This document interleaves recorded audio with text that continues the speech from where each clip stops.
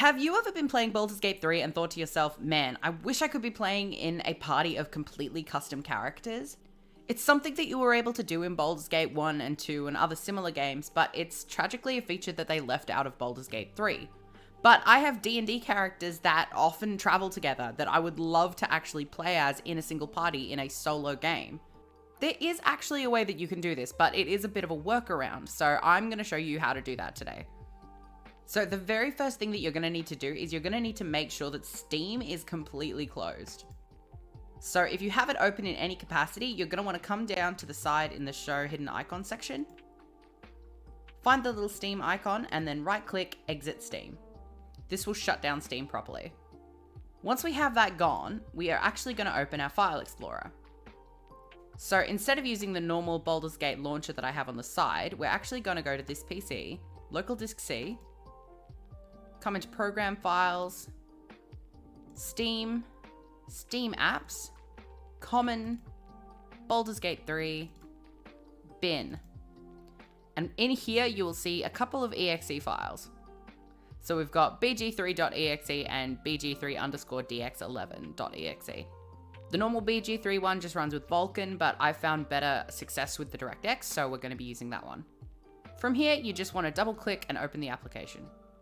Now, you'll notice what happens here is that it opens the application directly, so we don't go through Larry Launcher at all. And we can just wait for the game to load from here. Alright, once you're in the actual menu, just hit any key to continue. And the very first thing that I would suggest you do is actually go into options.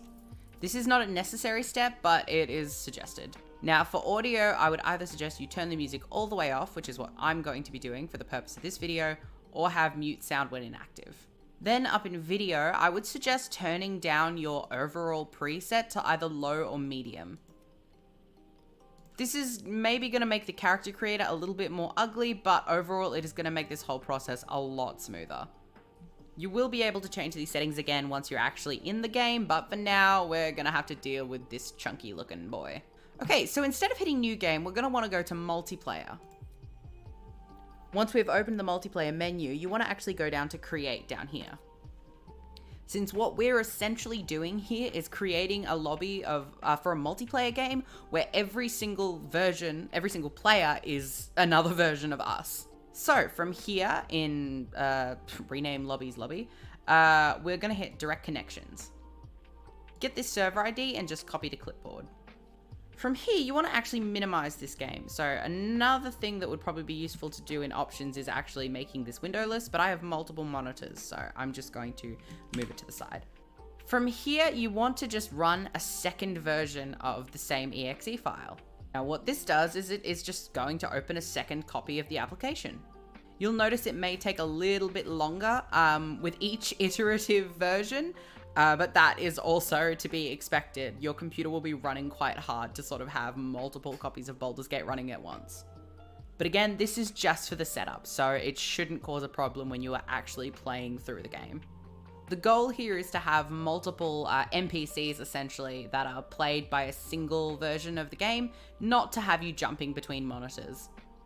Alright, so now that we're back in the menu again, you may have the user license pop up as though you're starting the game for the first time, so just hit accept and go through all of that first. Once you're actually in, go into options, turn that music down again, unless you want 5 copies of Down, Down, Down by the River going at once, and hit multiplayer. We're going to hit direct connect, and here you'll be able to paste that ID that we got. Hit connect from there, and you should be able to load in. Excellent. So here we have public, which is my first instance, and then the debug client profile one, which is my second instance.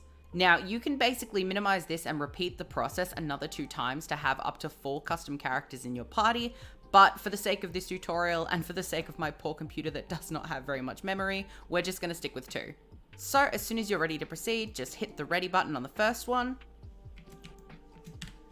Then I'm going to pull back the first instance of the game, and you'll see I have the launch button down here because I'm the host. From here, we just hit launch. Now you can skip the opening cutscene because you've made 70 characters and you've seen it all before. And from here, you should have 2 different instances of the game running, like either on multiple monitors or just having one minimized at a time. And you can just go through character creation as normal. So for the purpose of this video, I'm going to be making my twin bards, Isabel and Vincent, but you don't need to sit through all of this, so we'll just skip through it. I forgot that when you've got low poly, the mods that I have installed don't attach to the hair properly, so we're just gonna go with some very, very standard faces.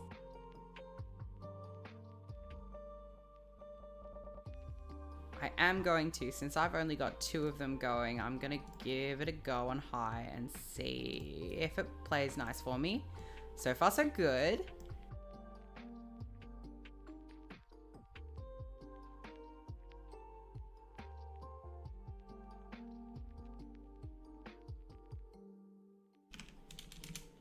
Spell their name correctly. And I'm just gonna skip the Guardian as well. From here, one of the characters is ready, so I'm just going to bring the other version of the game over. It actually looks like it's changed the texture settings on both of them, even though I only edited it on one. And now we'll make her brother Vincent. Oh, good lord, it has not. Let me just fix this. Okay, there we go. It's still running all right, so... No, that's too busy.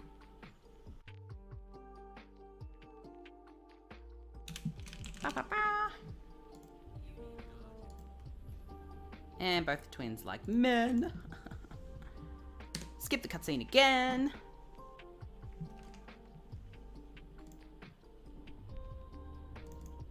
So I've had it get stuck on 100% a couple of times, and it happened again this time. So what I did was on the second instance of the game, which was the one that I'd made Vincent on, I just hit Alt F4 to close the application, and then Isabel's version of the game ran perfectly.